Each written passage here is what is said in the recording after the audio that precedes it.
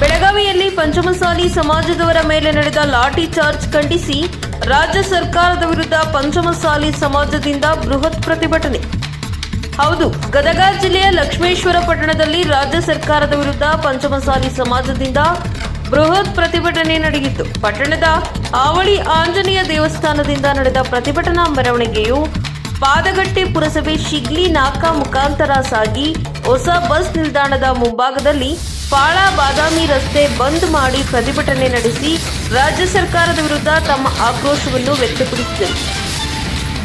ಪಾಳ ಬಾದಾಮಿ ರಸ್ತೆ ಬಂದ್ ಮಾಡಿ ಪ್ರತಿಭಟನೆ ನಡೆಸಿ ರಾಜ್ಯ ಸರ್ಕಾರದ ವಿರುದ್ಧ ತಮ್ಮ ಆಕ್ರೋಶವನ್ನು ವ್ಯಕ್ತಪಡಿಸಿದರು. ಪ್ರತಿಭಟನೆಯನ್ನು ಉದ್ದೇಶಿಸಿ ಪಂಚಮಸಾಲಿ ಸಮಾಜದ ಮುಖಂಡರು ಮಾತನಾಡಿದರು. ಪ್ರತಿಭಟನೆಯ ಸಂದರ್ಭದಲ್ಲಿ ಯಾವುದೇ ಅಹಿತಕರ ಘಟನೆ ನಡೆಯದಂತೆ ಲಕ್ಷ್ಮೇಶ್ವರ ಪೊಲೀಸ್ ಠಾಣೆ ಪಿಎಸ್ಐ ನಾಗರಾಜ್ ಗಡದ ಅವರು ಸೂಕ್ತ ಬಂದೋಬಸ್ತ್ ಕೈಗೊಂಡಿದ್ದರು. ಚಳವಳಿಯ ನೇತೃತ್ವವನ್ನು ವಹಿಸಿರ್ತಕ್ಕಂಥ ನಮ್ಮ ಸಂಘದ ಘನ ಅಧ್ಯಕ್ಷತೆಯನ್ನು ವಹಿಸಿಕೊಂಡಿರ್ತಕ್ಕಂಥ ಮಾನ್ಯ ಮಂಜಣ್ಣ ಮಾಗಡಿಯವರೇ ಹಾಗೂ ಉಳಿದೆಲ್ಲ ಸಮಾಜದ ಹಿರಿಯರೇ, ಗುರು ಹಿರಿಯರೇ, ಅಕ್ಕ ತಂಗಿಯರೇ, ಅಣ್ಣ ತಮ್ಮಂದಿರೇ, ಇವತ್ತಿನ ದಿವಸ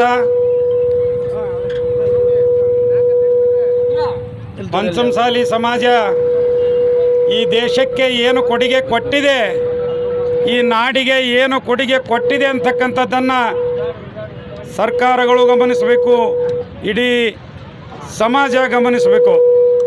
ಸ್ವಾತಂತ್ರ್ಯ ಹೋರಾಟದಿಂದ ಹಿಡಿದುಕೊಂಡು ಈ ದೇಶದ ಆರ್ಥಿಕ ಬೆಳವಣಿಗೆಯಲ್ಲಿ ಕೃಷಿ ಚಟುವಟಿಕೆಯ ಮೂಲಕ ಈ ದೇಶದ ಆರ್ಥಿಕ ಬೆಳವಣಿಗೆಯಲ್ಲಿ, ಈ ದೇಶದ GDPಯ ಬೆಳವಣಿಗೆಯಲ್ಲಿ ನಮ್ಮ ಸಮಾಜ ಏನು ಕೊಡುಗೆ ಕೊಟ್ಟಿದೆ ಅನ್ನೋದನ್ನು ಪ್ರತಿಯೊಂದು ಸರ್ಕಾರಗಳು ಕಣ್ತೆರೆದು ನೋಡಬೇಕು.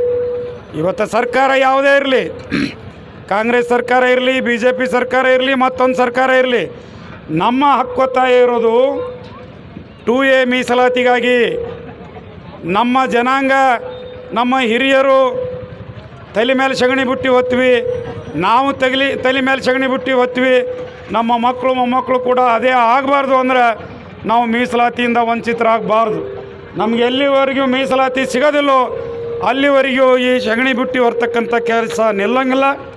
ನಾವು ಕೂಡ ಸಮಾಜದ ಮುಖ್ಯವಾಹಿನಿಯಲ್ಲಿ ಪ್ರತಿಯೊಬ್ಬರ ಹಾಗೆ ಆರ್ಥಿಕ ಬೆಳವಣಿಗೆಯನ್ನು ಮಾಡಿಕೊಂಡು ಸಮಾಜದ ಮುಖ್ಯ ವಾಹಿನಿಗೆ ಬರಬೇಕಂತಂದ್ರೆ ನಮ್ಗೆ 2A ಮೀಸಲಾತಿ ಭಾಳ ಮುಖ್ಯ ಐತಿ. ಇದರ ಹೋರಾಟ ಕೂಡ ಭಾಳ ಸುದೀರ್ಘವಾದದ್ದು. ಯಾವುದೋ ಒಂದು ಸರ್ಕಾರ ಬರ್ತೈತಿ, ಈ ಹಿಂದಿನ ಸರ್ಕಾರ ಬಂತು, 2Aಕ್ಕೆ ನಾವು ಹಕ್ಕೊತ್ತಾಯ ಮಾಡಿದ್ರೆ 2D ಅಂತ ಕೊಡ್ತು, ಮತ್ತು ಸುಪ್ರೀಂ ಕೋರ್ಟಿಗೆ ಹೋಗಿ ಅದನ್ನು ತಡೆ ಹಿಡ್ದೀವಿ ಅಂತ ಅಫಿಡವಿಟ್ ಹಾಕಿತು. ಈಗಿನ ಸರ್ಕಾರ ಅಂತೂ ಅದು ಈ ಕಡೆ ಸ್ಪಂದನೆ ಇನ್ನೂ ಮಾಡ್ತಾಯಿಲ್ಲ. ಅದು ನಾವು ಯಾವುದೇ ಸರ್ಕಾರ ಇರ್ಬೋದು, ನಮ್ಗೆ 2A ಬರೋವರೆಗೂ ನಮ್ಮ ಹೋರಾಟ ನಿಲ್ಲೋದಿಲ್ಲ.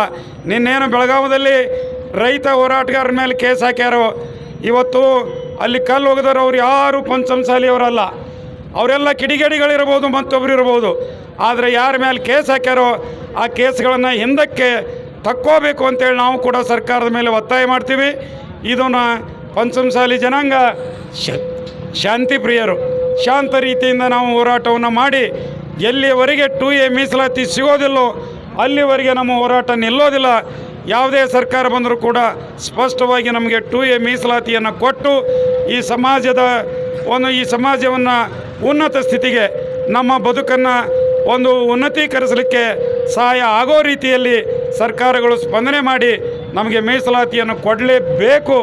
ಇಲ್ಲದೆ ಹೋದರೆ ನಾವು ಕಿತ್ತೂರು ಚೆನ್ನಮ್ಮನ ರಕ್ತದವರು ಅನ್ನೋದನ್ನು ತೋರಿಸ್ಕೊಡ್ಬೇಕಾಗ್ತೈತಿ. ಆದಾಗ್ಯೂ ಕೂಡ ನಾವು ಅಹಿಂಸಾ ಮಾರ್ಗದಿಂದಲೇ ಕ್ರಾಂತಿಕಾರಕ ಮಾರ್ಗಗಳನ್ನು ಹಿಡಿಬೇಕಾಗ್ತೈತಿ ಅಂತಕ್ಕಂಥ ಎಚ್ಚರಿಕೆಯನ್ನು ಕೂಡ ಈಗಾಗಲೇ ಸರ್ಕಾರಗಳಿಗೆ ಕೊಡಲಾಗಿದೆ. ಆ ರೀತಿಯ ಶಾಂತ ರೀತಿಯ ಹೋರಾಟವನ್ನು ನಾವು ಮುಂದುವರಿಸ್ತೀವಿ. ಯಾವುದೇ ಕಾರಣಕ್ಕೂ ಹಿಂಸಾ ರೂಪಕ್ಕೆ ನಾವು ಇಳಿಯೋರಲ್ಲ.